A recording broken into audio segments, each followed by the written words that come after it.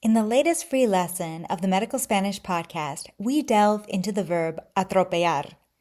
This verb is very useful as it can mean to hit, to knock over, or to run over. To ask if someone has been hit by a car in Spanish, you would say, ¿Te ha atropellado un carro? Or when addressing the patient more formally as a usted, you would say, ¿Le ha atropellado un carro? Or, ¿Lo ha atropellado un carro?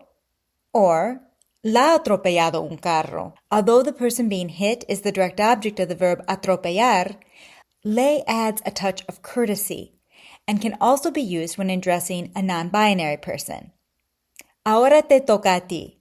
Addressing a woman patient, how would you ask, have you been hit by a car?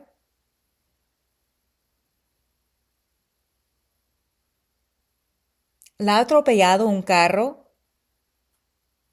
Bien hecho. Hasta la próxima.